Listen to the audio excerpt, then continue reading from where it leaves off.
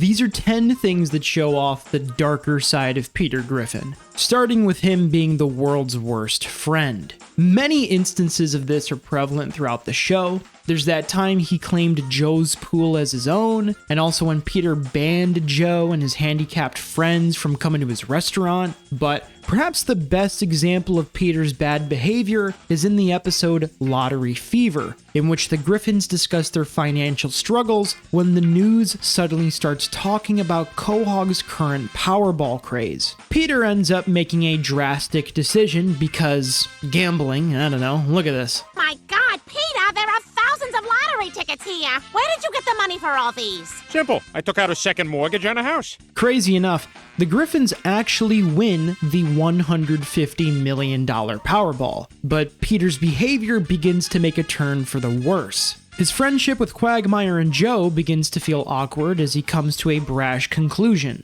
From now on, we're all gonna do whatever I want to do, because I'm the one with the dough.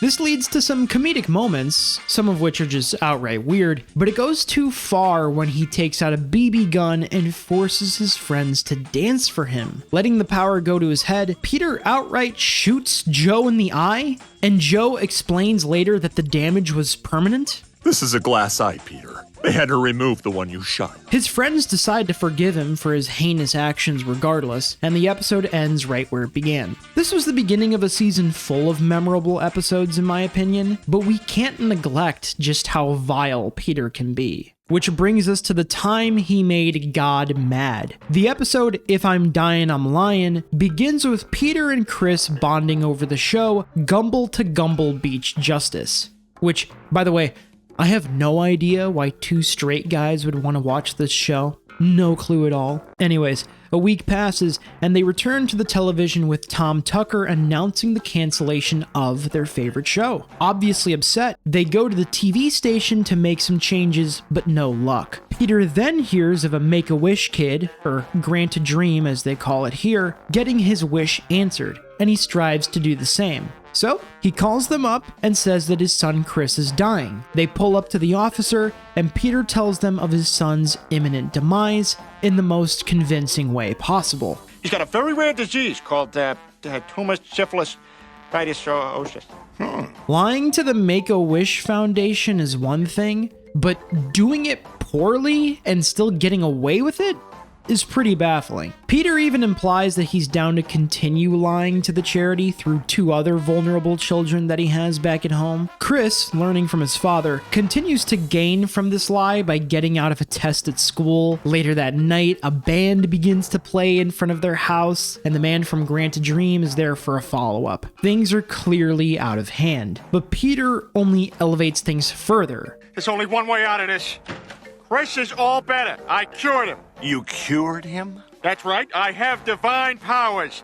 Taking it at face value, the people begin to treat Peter like a god. Wackiness ensues, with no guilt in Peter's heart, and Lois, being the voice of reason, challenges Peter and suggests that God himself might not approve of this behavior. The lights then go out in the entire house, Brian gets fleas, and Chris is certainly not looking his best. The bathwater turns into blood like something out of It, and frogs came out of Peter's shirt. It was madness. God sees that Peter learned his lesson, to an extent at least, so he stops the threats. In typical Family Guy fashion, what started as a petty gripe over a canceled show spiraled into a full-blown divine reckoning, proving once again that Peter Griffin's talent for chaos truly knows no bounds. And it only gets worse here with Peter's drug abuse. Many examples of this exist throughout the show, from hardcore drugs to alcohol, and we'll be focusing on the latter with one of my favorite episodes,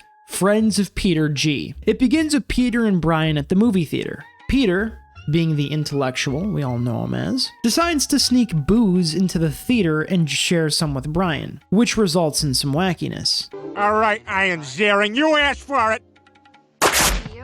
Getting punished for their behavior, the two get sentenced to a month of Alcoholics Anonymous, a support group to help them control their alcohol addiction. While attending their first session, it's clear that the meetings are helpful to the attendees, but Peter and Brian are still stuck in their ways, which leads to them bringing alcohol to the AA meeting. An obvious no-no on so many levels. Their philosophy is that these people need a safe space to drink, as opposed to no drinking at all, and this miraculously works on the crowd, so they all start drinking. Joe gets a call to deal with a noise complaint, which leads the drunk crowd led by Peter to put on a huge performance proving that they are totally sober. This musical number is one of the show's best, at least in my opinion, with this gospel-like performance emphasizing the evils of alcohol through a catchy tune. Once Joe leaves, they return to drink and all start heading home for the night. Peter drives home drunk, which gruesomely gets him killed, but the episode continues with Death, like the literal personification of death, who's voiced by the late great Norm Macdonald, having a serious discussion with Peter about alcohol. Peter is shown a reality where he continues his poor alcoholic ways. He then sees a reality where he never touches a drop. He considers both to be terrible, so Death drops some great advice. It's called moderation. You don't have to give up the booze cold turkey.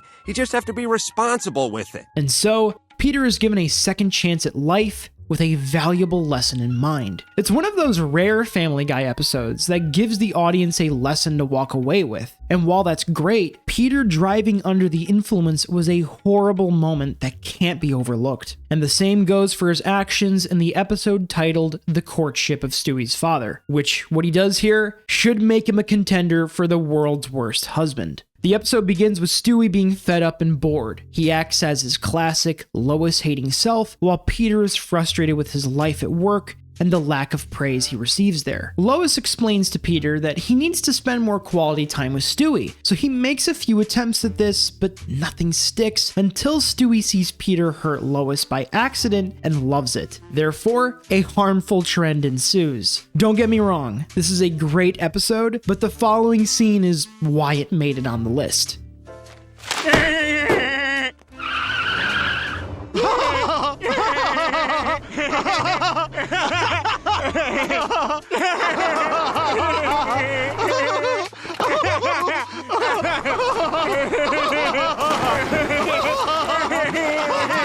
This isn't the only time Peter acted like this either. In reference to the film Schindler's List, he once shot at Lois, and then while he was at it, shot at Mort. There was an unfaithful time when he called up an adult hotline, not even knowing that his wife was on the other end. And there was the time he harmed her psychologically. Peter made her feel unloved by age-shaming her on her birthday, which led to her having a midlife crisis. I mean, yeah, it's bad, but surely he's treating his kids better than this, right? Ah! Damn it, Meg! Hi, Dad. Oh, God, Meg, you startled me. I'm sorry. Meg, your mother made soup for you. Here you go, honey. Come on, Meg, let's get it! My treasure! Obviously, there's a lot going on here. A ton of physical abuse, a boatload of emotional abuse with Meg in particular, but what tops all of this is a single moment in the episode April and Quahog. Throughout it, the news talks about a black hole nearing their solar system. And deeper in, they announce that they've only got 24 hours before the world ends. Obviously, this causes great fear and a lot of erratic behavior from the townspeople until they arrive at their last few seconds of life, where Peter makes a foul confession. I just hate being around the kids. What? Sorry, I just thought I'd be honest since we're gonna die. Unfortunately for him, the world ending was an April Fool's joke by the news team, meaning Peter had to deal with the repercussions for the rest of the episode. Except he didn't really deal with backlash. Like, yeah, all his kids were mad, but then he gets them an Xbox to make up for it and doesn't even let them play on it. But I mean, at the same time, he's at least better than my dad. So we've just about made it to the halfway point, but before we move on to Peter acting like public enemy number 1, I wanted to speak about his relationship with Brian. While there is a lot to love there, sometimes Peter can get a little rambunctious. Like in the episode Brian the Closer, all is well and usual until Peter discovers a rope in the couch cushions. Brian shares his love for the toy, so of course Peter childishly attempts to get it for himself and fails, which starts his obsession with the thing. Precious. Once a precious rope. Peter, enough with the rope. He becomes so desperate that he tries taking it from Brian by tying it to the back of his car, which results in a crime being committed. We'll talk more about that later. But Peter begins to drive faster while Brian holds on tighter, and it all culminates to a horrible accident. Throughout the episode, Brian walks around toothless, gets surgery, and becomes a real estate agent, only to lose his teeth once more and go back to being toothless. It was clearly a rough episode for Brian, but it was Peter's troublesome behavior that started the whole mess. Now, before we shift back into the list, subscribe if you haven't already, and let's move on with number 5's episode, Meg Stinks, which includes a robbery. Opposite of what the title may suggest, a ton of bonding is had here between Meg and Peter, but things get ridiculous quickly in standard Family Guy fashion. They take the Megcopter together, get piercings, and ditch school early. It's the kind of father-daughter bonding you would expect, except for this one moment of interest where Peter explains how they get all the money for their shenanigans. This is a robbery! Everybody get on the ground! If this bitch moves, shoot him in the eye! Dad, I don't want to do this! You have to! Next week we're buying a zebra! It's pretty wild, but especially pretty horrible on Peter's end. And what doesn't help his case is all the property damage he has caused. There are many examples of this, so I can't pinpoint a single episode. But for starters, there's all those chicken fights. It's the equivalent of a superhero fight where so much damage is done around them that it's just extreme. It's a staple of classic Family Guy, but it doesn't really make Peter's actions okay. A fight in the same nature was also had between Peter and Homer during the Simpsons Guy crossover, which of course also had them wreaking havoc throughout the town. But even outside of fighting, property damage has been done in other ways. He burned down his boss's log cabin with a ton of friends in it, putting them all in danger. There was Jerome's house that ended up being burned down by him in jealousy. Even Cleveland's house he set on fire at one point. A freaking library, accidental or not, it's inexcusable. Like, it's happened enough times where one can consider Peter an arsonist. Then of course is the time he trashed Goldman's pharmacy with a dead horse. Problematic on so many levels. And what's even worse is Peter's tendency to hurt people. I already touched upon this to an extent, but it's also not uncommon for strangers to be victims of Peter's violent behavior. Give me your wallet. I could give you my wallet, but what I think you really want is love. It's true. In the episode The Tan Aquatic with Steve Sizzo, Chris gets bullied by the annoying 13-year-old Kyle. This is a classic episode in my eyes, with fun cutaways and Herbert being present throughout, but Chris's bullying gets so bad that Peter pulls up to Kyle's house to speak with him, and it ends up getting violent. Knowing what he did wrong, Peter then runs away and tries to ignore the consequences of his actions. The two of them actually end up being just fine, but this trend never dies down for Peter. Many moments in the show depict Peter harming not only total strangers, but even people he loves. Again, this has been touched on before, but after all of this, I'm surprised many of his loved ones still want to associate with him at all. You know, especially when you take into account all the murders he's committed. Whether for comedic purposes or outright shock value, there are plenty of people who have died due to Peter's actions throughout the show, with those on Reddit estimating that his kill count is at least 39. This makes sense with just how often he's seen executing people, sometimes in a vehicle, sometimes with a knife. There was that one time where he killed Quagmire's cat, which is more insane than funny. Like, yeah, I don't consider myself to be an anti-violence extremist. My favorite video games include GTA 5 and Red Dead 2, which tend to get real gory real fast. But in Peter's case here, I say this is outright maniacal behavior that at times is capable of blurring the lines between comedic and just unnecessary. Which all leads to number 1, acts of terrorism. Okay, there's a lot to unpack here. So I'll begin with the controversial episode Turban Cowboy, which includes multiple atrocities. At the Clam, the guys realize how boring their lives have gotten, so to spice it up, they decide to skydive together, and when pulling his cord, Peter says this. Holy crap, this is awesome! I haven't felt a rush like this since I won that marathon. I'm Bob Costas, here with Boston Marathon winner Peter Griffin.